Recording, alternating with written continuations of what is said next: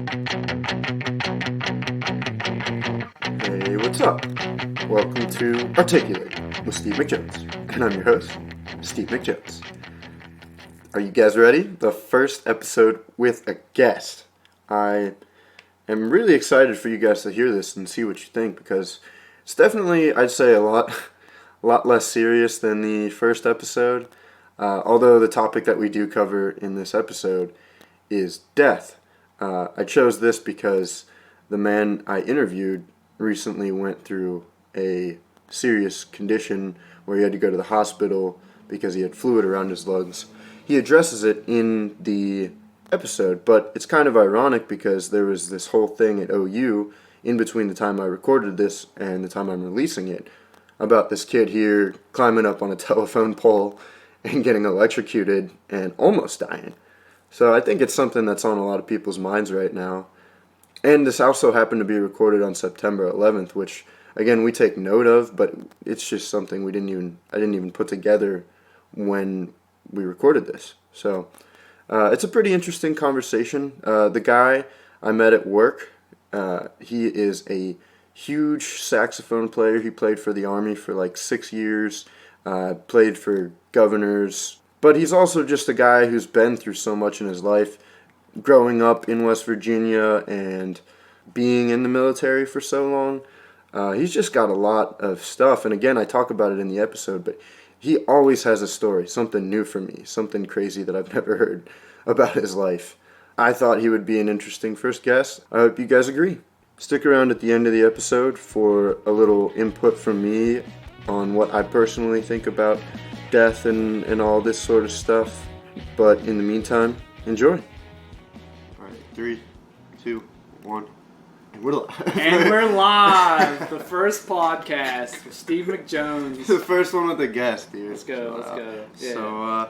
So yeah, guys, this is Austin Martinez. I'm just Austin kidding. Martinez. What's out your here. actual last name again? Campbell. You don't know my last name, bro? Dude, Come on. It's just not important, honestly. Yeah, you're right about to that. me, like, it really is. We'll just straight up, bro. I just call you Austin. I don't know. Yeah. But yeah, super cool guy.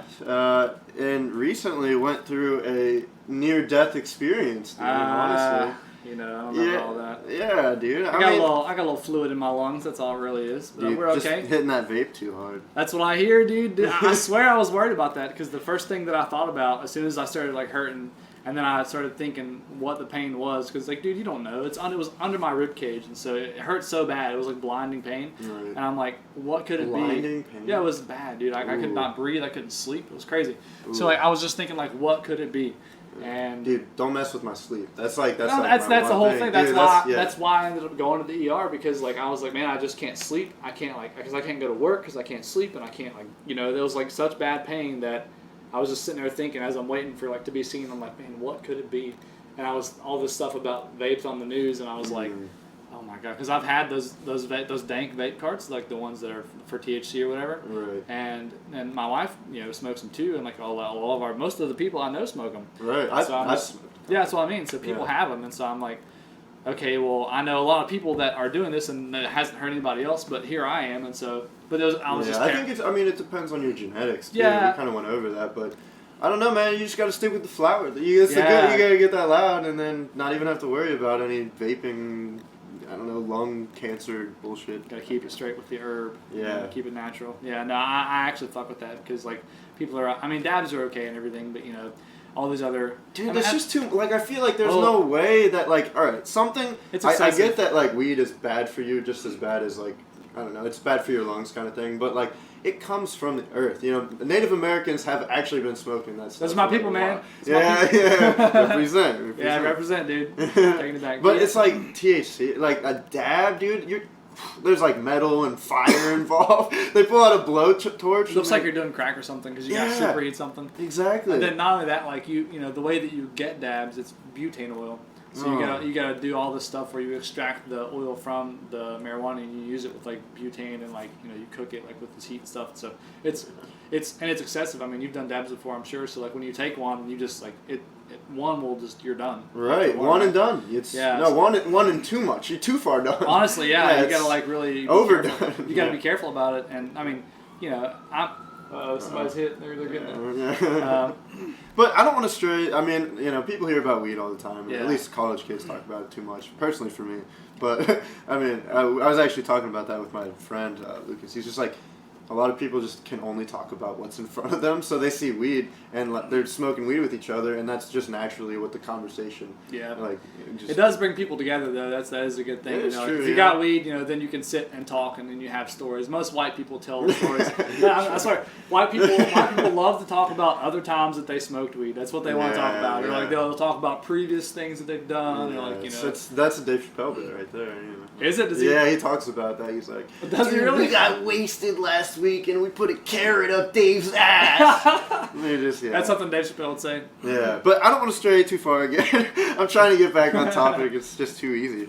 But yeah, so the topic for this episode, I decided since he recently went through this thing, I figured we could talk about death. I don't know. Okay. Yeah, it's just one of those things that it's imminent. So it is imminent. First question for you. What's it feel like to be a dead man walking? Well, hopefully I'm not. Well, everyone's a dead man walking, right? Because everyone's gonna die at some point. It's something you can't avoid, Yeah. But no, I'm good right now. Like I was saying earlier, the doctors gave me this, this medication, and actually, what's fucked is I'm gonna go ahead and call them out. Oblinus in Athens, Ohio. Oh, dude, they're the worst. I had never had an experience with them before, but all the things that I've heard have been bad about them, and it's fine. I'm not really like I'm sort of a skeptic to people's opinions anyway. I want to go experience for myself and see what's going on. Mm-hmm. So I go there and it's all good, and they were very nice, but they couldn't actually tell me what was wrong with me. So they were like, "We're just gonna give you this medicine and hope that it works." So so you're probably gonna die. Yeah, there's things that they might over. Yeah, maybe. And I will say that the one thing that because I've done a little research and I have friends that are doctors and all that stuff. And one of the guys who was the groomsman at my wedding, he's a doctor. One of the things that he actually brought up to me was, dude, it could be a pulmonary embolism, is I think what he called it. Pulmonary. Dude, the longer the words, the worse it is for you. Yeah, and then like it's just a blood clot in your lungs, and like if it moves around, it can really screw you up. But if it goes to your brain, you just die. So that's an aneurysm. Jeez. You just die straight up. You have no chance. Yeah, so you're dead, bro. So if they miss that, if they're just like, oh, we'll just give you antibiotics and then you'll be okay, But it's really actually probably not that bad. You know what I mean? I'm probably gonna be fine. You're probably gonna be fine. I mean, don't even think about like the negative. Like, I don't know. My dad always says it's kind of dumb, but like it's always like don't put negative thoughts towards it because the more thought you put into it, the more it has a chance of being that, I guess. Yeah, you almost manifest things with the way you think about them. You know what I mean? If you think about something hard enough, you can almost like kind of create that. Plus, if you're like, your brain works in funny ways, and so the more you think about something, the more fucked up you can get. Your brain, like if you think you're sick all the time, like I had a roommate last like a hypochondriac. Yeah. You just like think you're like, oh, I don't feel good, and then my nose is right. Oh yeah, like a friend of mine showed me this philosopher named Alan Watts, and he talked about the fact like when you don't think about getting sick when you're not sick, right? Mm-hmm. You don't want to have to think about death. Like when you got your whole life to you don't want to spend it just thinking about. I don't know. It was just a little something. Until it happens. Until it happens. Until something crazy happens. So I don't think you should even worry about it, like when something like this happens, until you know that you're for sure gonna die. Like, what's the point? No, there's nothing. If you stress about it, it's just gonna add more worry on you. And being stressed about stuff and angry or upset or whatever, worried about stuff, it weighs on you as a person, and it's something you shouldn't carry. So one of my philosophies is live and let live, and that's what I do. I just take it day by day. The guy who married my wife and I performed our marriage. That's one of the things that he said about me in his speech was, Austin. The vibe that I got from him is that he is very much like a live and let live kind of person. Okay. And I said, yeah, that's. That's who you want there. That's a good, yeah. Hey, shouts out to his wife Casey, by the way. Shouts out to Casey. Shouts out to Jamie for marrying us, dude. Jamie Atkins. Jamie, pull that up. Yeah, Jamie, pull that. Exactly. We were just talking about that. JRE podcast. Yeah. Pull up those vows real quick. Jamie, go and pull up those. Yeah. I'm sure he's got them still written down somewhere. Yeah. Second question: do you consider death a motivation to live, or is that a little more like? I mean, I think the whole point of that question is like, should you consider it a motivation? Should you wake up every day and remember that you're gonna die, or is that like kind of feeding into what we were just talking about? How that's negative. Yeah, you think about it too much, get stressed out. Well, I guess it depends on your own personal, viewpoint and thought about it, because I personally don't think of it because I just am living my day-to-day life, and it's one of those things that I feel like you just kind of overlook as a day-to-day thing. You know, like you're just going through your routine, and you know you're so caught up in what you have going on that you don't really think about, oh, I might die today or tomorrow or whenever. You know, Right. It is definitely. I think it's good to kind of remind. It's like a check. You know, you put yourself in check when you think about that. It's like, well, you don't really know what's going to happen, so you know you could just go out in some crazy way, and it makes you. When you have those thoughts, usually it's like 3 a.m. and you're like, oh, I want to call this person and tell them I love them or something, but it's like 3 a.m. and you can't do it. You know what I mean? Yeah. Well, should they're asleep or whatever, or you just for some reason you have those thoughts and you can't. Or you're drunk and you do it anyway. Yeah, exactly. And then you call up your ex, I'm so sorry. But yeah, that's like it's like about your personal kind of like look about it, and that's what I do. I don't really have those thoughts very much. No, that's good. Yeah, I mean, that makes sense to what you're saying. Until this recent thing. Unless you need to, or you're a person where that is your motivation. Yeah. Like my mom is very much, death oriented. She wakes up every day and it's like grateful to be alive, I guess. But that could come with age too. Yeah, and I think a lot of things too. With religion, I don't want to stray too far into this and get into it, but religious people think about the afterlife a lot because that's kind of what some of their goals are. They live their life for the afterlife, and that's what a lot of religions do. It's kind of messed up. Yeah, I mean, but that's more along those lines of thinking is that they're living their everyday life in pursuit of that goal of some afterlife, and that's fine. Right. If that's your thing, that's it. It's not my thing, but that's. It helps people get through their days, and that's fine. That's if it helps you get through what you got to do to get through the day, then that's totally fine, and I support. And that. be a nice person, and absolutely like a positive person. Yeah, Alan Watts, that same guy, he said he told people to rather than believing in their religion, enjoy the religion. Because it's really what it's about. You don't want to do it just for the end game because. Nobody knows for sure, right? Yeah, you got to be in it to enjoy what's happening and enjoy the journey. Life is about that's the one thing I say all the time is life is about the journey, not the destination. Yeah. So you got to exactly. the eternal now, bro. Yeah, the people that you're with, the things that you get involved in, everything you do day to day, it's about those people that you're with. So and I guess that brings us back to do you think about that? There's your motivation, but really no, it's just about being in the moment and creating memories and moments with the people that you're with every day. Yeah, no. All right, good answer. Yeah. Okay. This is a good one for you because you've lived an insane life. He always surprises me with something new every time we hang out. Every time we talk, it's like, right. I didn't know that, bro. Yeah, every time. So how many encounters with death have you actually experienced? Well, I was just telling you about the one earlier where they think it was a mosquito that bit me and I had encephalitis, but the shitty hospital that I went to. So I'm from a small town in West Virginia. Shouts out to Logan County. But hey, listen, born and raised, and I'm proud of where I'm from. But the hospital there wasn't very good, and well, it's better now. They've added some things and there's better staff. But back in the day when I was young, I'm 27, and this is when I was 8 years old, I think, 7 or 8. They weren't very good. So. That's like 20 years ago, bro. Anyway, sorry, I'm getting old. You should have seen the sadness in his look eyes. in my eyes. Just for that split second. It's 20 years, man. 20 years. So I go there. Because I'm having headaches, and they're like, oh well, we'll just give them some strong Tylenol or whatever. So we'll give them some pain meds for headaches, and they sent me home, and that didn't help. Headaches are getting worse. I go back there another time. They try to take. First of all, this is something I tell all the time. We were talking about earlier about being vascular and having veins and stuff. We were just talking about that. So I'm a pretty vascular individual. Yeah, you get a paper cut, you're screwed forever. Yeah, so they missed me 4 times. She stuck here, missed my vein twice. Stuck here, missed my vein 4 times, and then she went in here again and she got me a 5th time. Finally, she got me right, and this is when I was a kid. So nice. She stuck you, bro. At this point, I was like, "Can I just do it? I can probably hit my vein." And you're having, and she was nervous after that because she kept messing up, and I'm like, "Just please get it in there, Yeah, so I have about 3 or 4 visits with this hospital, and they don't know what's going on, but they keep giving me headache medicine. But what really broke the sort of camel's back, so to speak, is that I couldn't walk anymore. Ooh. I started my legs would get weak, and I would trip and fall. And the worst thing about this... Did you have to go to therapy? Or? Well, I had to go to the hospital. They sent me to the hospital in Charleston, which is in West Virginia's capital, right? Right. I went there, and they figured out that they took MRI and did all kinds of stuff, CT scans and everything. And they saw that my brain was bigger. It was huge. It was abnormally large, and it was pushing against my skull. Mm. And I almost died there. I was almost in a coma, but they like did a spinal tap to like take the fluid from my spine to get more information on what was going on and kind of relieve some of the pressure and whatever. And I was in the hospital for a little, like probably about 4 or 5 months or something. But I did have to do physical therapy to learn how to walk again and all this sort of stuff. And so yeah, it was a little rough. So that's rough. That's one time, and then another time. So that's why you still can't walk. Yeah, apparently that's why. That's what's wrong with you. Yeah. No, I do actually find myself tripping over my feet every now and then. I kind of wonder if it's related to that, but it's probably not. I'm just clumsy, so. So that, and like I don't know, there's been a few more. Like I got a concussion from a ripstick. I literally pulled the ripstick out of the trunk of my car earlier. Right, I got that same one that I had.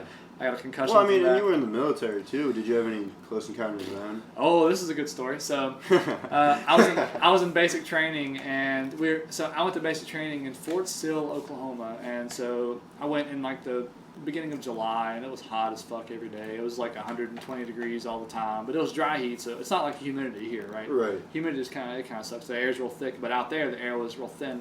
I remember stepping off the plane for the first time, and I was like, because the air was so dry, I couldn't breathe. I was not used to that as someone who's only been on the East Coast for exactly. Filter feeding. Yeah, that's essentially what I thought I was doing. So, we're like on the range one day training like to learn how to shoot M16s and stuff, for the military. And but Fort Sill, if you don't know, that's the home of the field artillery for the military. That's where they train guys how to shoot the massive guns that shoot big old like bombs and make huge explosions. Like at any point in time, you could just look around. It's flat. There's no mountains, and you would see an explosion. And then, like 13 seconds later, you would hear the explosion. Oh, that's how wide open the land was, and that is pretty wild. Yeah, it was crazy. Because we would count. It was like a game we always did. It was like you'd see the explosion, and it was like 1, 2, and just keep counting. Everybody would count, and then finally you'd hear boom. There's like a record, and everyone's like, oh. Yeah, 13 seconds was the highest. That's what. Nice. Yeah. So it was like the average was like 8, 9 seconds, which is still pretty crazy. And it's you see it, and then you hear it after that long amount of time. Do you feel it from that far? I don't know if that's a dumb question or not. No, you didn't feel it so bad, but unless one of them was like really strong. But this one we felt, and I'll tell you about it. So we were at the range one day shooting, training how to like do guns or whatever. Once if you're firing, you're on your belly, shooting, and you got your leg up in the air to signify if you're done or not or whatever. So we're shooting, and then I hear one of the drill sergeants talking on like a radio or something, and then they have a bullhorn, right? So they're talking to everybody, and they give them commands and stuff. And there's one thing we say: take all commands from the tower. Well, anyway, they like make a loud noise and get everyone's attention. They tell everyone to stop, cease fire. They're like, everyone get in the fucking shelter now. And so we get up, and everyone's running like it's mass chaos because we were all like, fuck, what's happening? Yeah. So we're in a place where they're blowing up giant bombs like all of the time, so we're like wondering what's happening. Yeah. And I guess what had happened is, so AIT is something that we, it means Advanced Individual Training, and Fort Sill is where they train people, again, how to blow up these bombs and stuff, shoot these big old guns. And so I guess one of the students misfired, and it was coming straight for where we were. Oh, no. And so we had to like run in this shelter room. We're all like huddled up. We're huddled up like in the corner. Everyone's like, and my platoon had probably about 140 people in it going through basic training. It was four platoons. I don't know if that's like a lot or not. So, it's 140 people. And so, we're all crammed into a building, kind of like clean. Like, we're like, what's happening here? Right. And, the doing bomb, like the tornado thing where you put like a book over your head. Basically, yeah. And there was a tornado while we were there too. You could see it was, because the same thing. It was like far off, and we could see it, but it wasn't near us, but it was way out there. That's cool. So that's something else. But, this bomb, it was coming for us, and so we're all like, we get in there and think about the time that they had to like call to tell us that it's coming. You're counting to 13, Yeah, exactly. So like this thing is coming for us, and like I'm surprised that we all like no one got hurt or died or anything. So, but the bomb hit, and it wasn't like super close to like taking one out, but it was close enough to where the building was rattling and the roof was kind of shaking, and like we were all in there. So that's something. And I was like, dude, that was crazy, man. That was like. I'm thankful that nothing happened that day, because that bomb, if it would have like hit the building, we would all been fried. Straight up, it would have obliterated all of us. Yeah. See, you've always got like stories that I've I've never told you that story. Yeah, I know, dude. They just come out of nowhere for me. So. Yeah. So have you become desensitized to near-death experiences at this point? In a sense, I would say so. This fluid lung thing. Yeah, it's not. I just react, right? So like, I'm a very reactive kind of individual. Well, you have to be. Under like stress, I'm very calm and stuff. Like car accidents I've been in, like I'm good. Like a woman hit me one time. I think I told you about this. Yeah, you told me. She hit me, and then like as soon as I figured out that everything was done and okay, I got up and just went to check on her. I was good. I think it's just you just go into the logical instead of flight, you go fight. Exactly. So instead of panicking, that's good to have. And I'd like to think I do that thing, but even I'm not trying to like I've left the stove on for too long before or something. I don't know. I don't. The only high pressure situations that I'm ever in are like serving, like on a busy night. So I'm pretty clear with it then. But other than that, honestly, I just I couldn't measure that. I've never been in something like that. I have been. I think I told you about my car crash that one time. And, yep. I wasn't going through like anything in my mind about like life or flashing before my eyes or whatever. I just was thinking, fuck, spinning out basically. Yeah. Then I did kind of like ready myself for the crash. Yeah. Well, then so that's another thing too is that people always say like, oh, I saw my life flash before my eyes and all this, and that's in a sense for me like. I think if that happens to you, that's you, and I'm not talking about shit talking anybody, but realistically, that's you being very out of control. Like you lose touch with what's going on, and you're just letting yourself go. Just letting go. Right? So it's like, dude, what are you doing? Like, get up here and fight.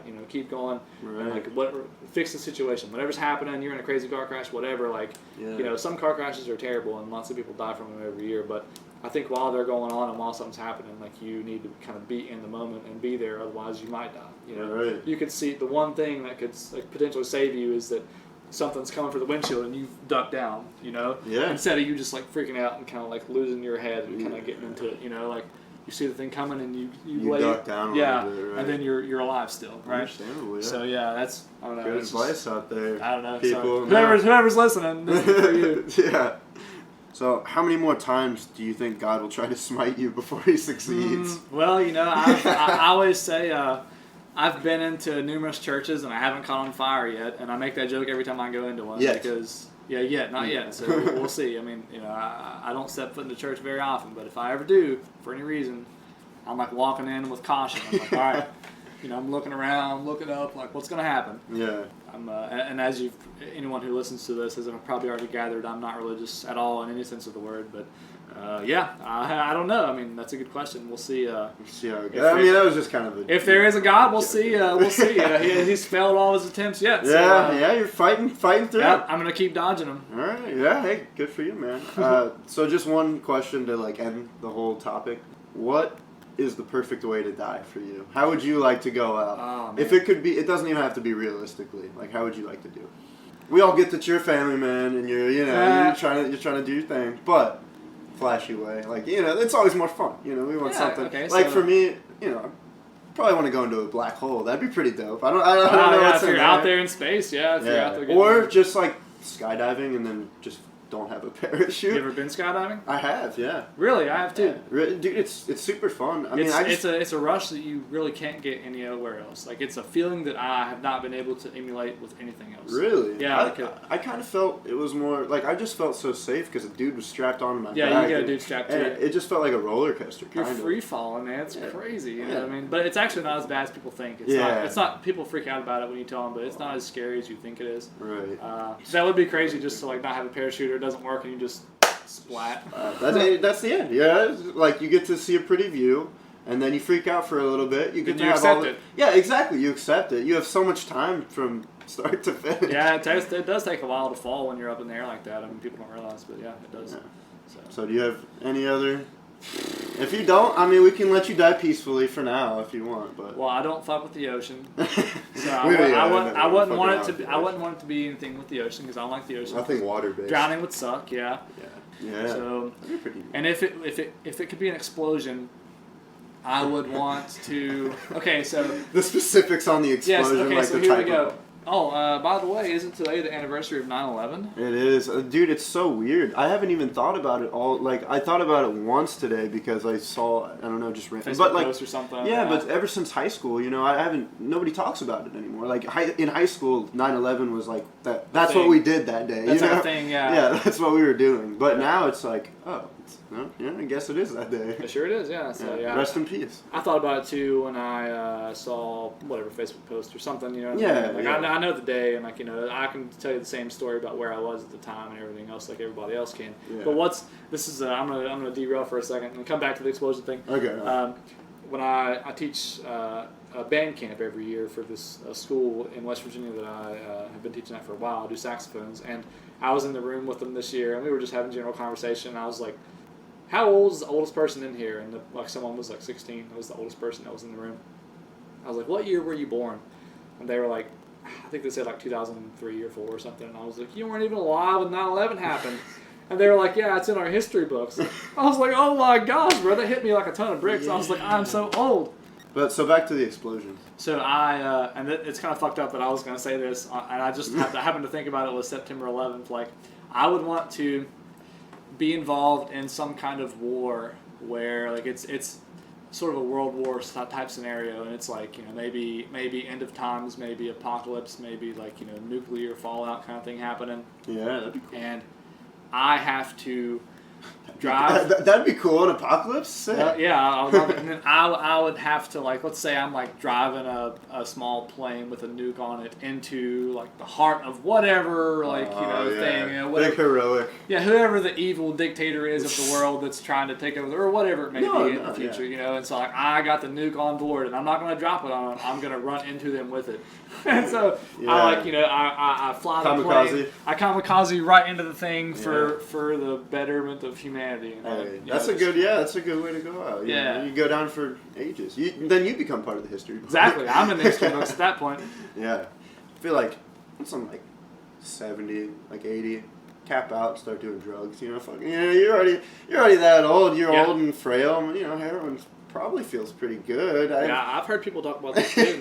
It's like, why not at that point? Yeah, I mean, so it doesn't seem like a bad idea. That's how. Have you ever, who's the guy that wrote Brave New World, Doors of Perception? Aldous Huxley? Oh, yeah. Yeah, he actually, he died, while he was in his deathbed, and he, like, told the doctors, he was like, "Give me some LSD, like, put it into my veins," and went Got off. Experience it. Well, yeah, it was not only LSD, but it was morphine, too, because he was super into all the different morphine's drugs. That's some strong thing. Right. I have a feeling that probably wouldn't be too good of a thing, though. Yeah, especially at that age. Yeah, you're like, bad trip. You're like, I'm going to die, I'm going to fucking die. Yeah, like you're... Like, you think that now while you're young. You're already thinking the thoughts. Like, oh, I'm doing this because I want to die, right? Yeah. You're already thinking those thoughts, and it becomes an even down, like, a worse spiral. Yeah. Yeah, definitely.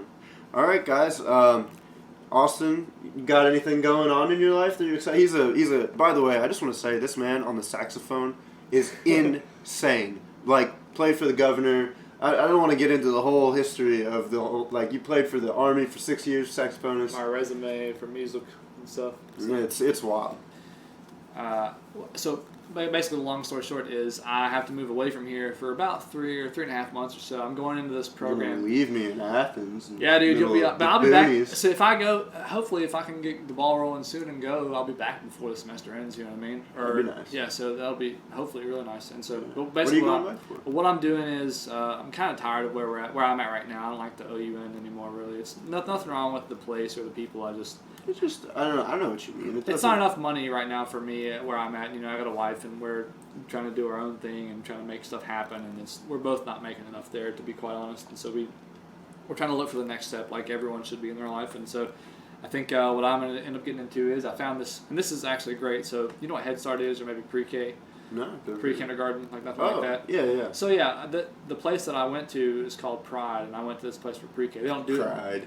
Right? Come on. So it's called Pride, and that place has done a lot of good for the area that I'm from. Shouts out to Logan County again.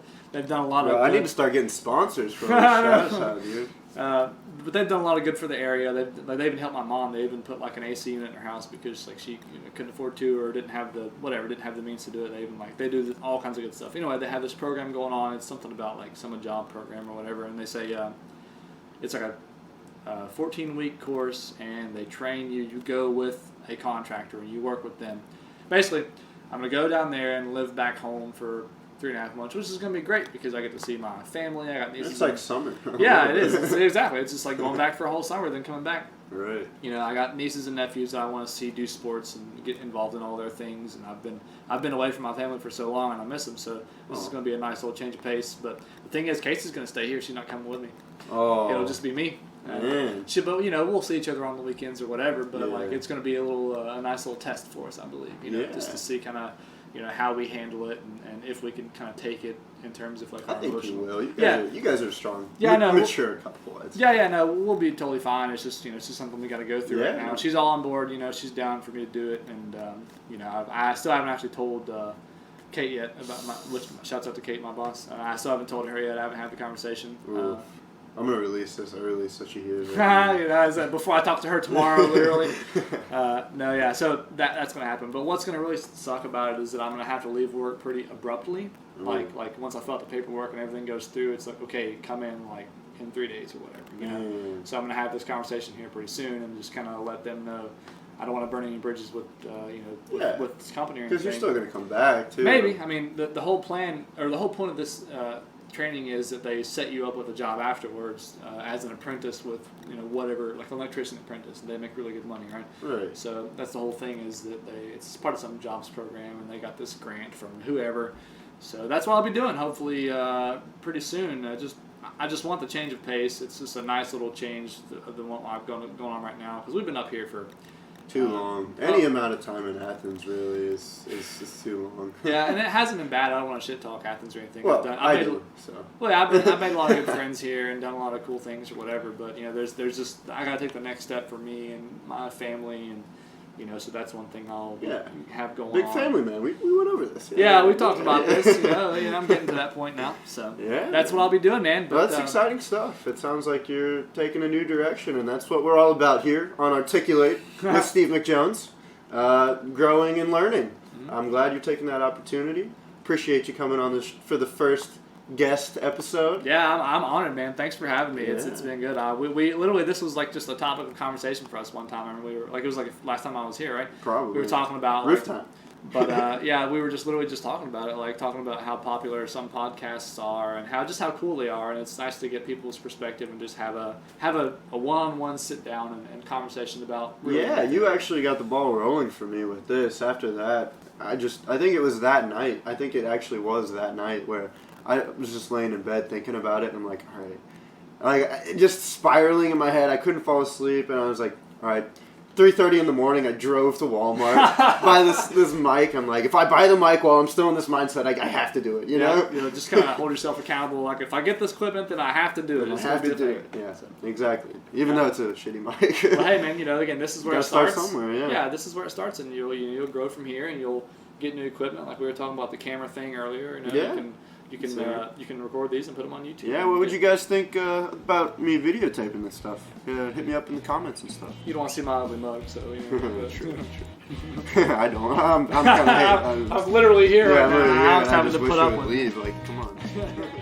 So that was the first guest conversation. I hope you enjoyed it because I had fun taping it. It was a cool experience, and I'm looking forward to doing that with more people around here. Again, super interesting guy. Got a lot going on in his life. He definitely understands a lot of the things the way that I do. So cool to have him on. But it does get me, after recording this episode, it did get me thinking a lot about, death. And I used to think about death a lot personally, especially sophomore year of high school for some reason. I just was in a really weird place. There was a lot going on, like crushing on girls and getting C's in math. And trying alcohol and drugs for the first time. But yeah, back then, really my only thought was I was content with dying. The only thing I wanted to get out of the way was I just want to know what it's like to have sex. And then I'll be good to die. That's really the only thing. Luckily, I've grown a lot since then, and I have bucket list items that don't include such instinctual things. But we talk about near-death experiences a lot in the episode, and I want you guys to not only think about the near-death situations that you've been in, but the near-life experiences that you've been through as well. Like a moment where you just feel so alive and rich in what you're doing, and it feels right. I really want to have more of those in my life personally, and I want to be able to realize when I'm having those, like when you're with your friends on New Year's Eve and you just feel at the top of the world and there's no better situation to be in. Do not take that for granted. I know it sounds dumb, but there's a lot of times where you're drinking with your buddies and you just are having a good time, and the next morning just kind of keep going on with your life. And that's fair. We all have to keep moving on, but just remember that that is one of the most important feelings that you're ever going to get. The closest to living in the now and feeling present and happy with what you're doing, especially at that level with your friends. It's just an amazing feeling. And since then, the bucket list items, like I said, have grown. And I just want to ask you these questions. After I talked about my car crash a little bit in the episode, what really stuck with me after my car crash was, I had only written one pilot episode by then, and it was this stupid stoner pilot TV show, which honestly, I think is one of my best works. But after that crash, it's like, is that really all that I'm going to leave on this world? I know it doesn't matter. I know that we're all here by mistake, and, everybody values life differently, and it's kind of weird, but after going through a near-death experience, you kind of view things a little differently and kind of take what you have more with a grain of salt, sand, one of the two. I don't know. But I'm just going to ask some questions that went through my head after the whole experience, and I think you guys might appreciate hearing as well. So one, have you ever experienced a state of living fully in the now? That kind of goes along with the near-life experiences, and a moment where you don't worry too much about the future. You're not really focused on any mistakes or the past that you've made, or even like reminiscing, You're just fully enjoying where you are, living and breathing, just fully enjoying your state of being in this moment. And that's something that you should never take for granted. Like, no matter when, where, or how, just be able to take a moment, take a deep breath and think, I'm happy, I can do whatever I want, I'm young, I'm healthy, I have money. And if you're not one of those things, don't take for granted what you do have. Just think that you're able to take a moment and breathe and just relax for a second. I don't know, it's kind of hard to get into, but I think you should, again, try to at least think about that a little bit more going on into your life. Another thing that went through my head was, have you ever helped somebody choose the right path and been able to watch how your influence plays out positively for them? That is just something that the reward is just through the roof. You can give somebody a book or tell somebody a topic that you're passionate about that they might be interested in, or just get them excited about something or having a good time, and you will see the reaction on that person's face of just pure joy and bliss in a way where they appreciate what you've given to them. And I think being so young, it's hard to measure how that has completely affected a person. But I think that's a lot of what I want to do and I think that's what everybody should want to do, is affecting people's lives so that they appreciate what they have even more. And again, that's kind of the point of the podcast. It's just something to think about again. Have you ever felt a connection so deep with the person that not talking to or seeing them for more than a day or a week feels like an eternity? That you can't imagine a world where you learn and grow without them at your side, experiencing things in a complementary way? I just think, again, it's one of those things it's one of those bucket list items, just to have a connection where you actually feel love in a way where you realize that you've never felt it about anybody else before. I think that's such a special thing that I think everybody should experience at least once in their life.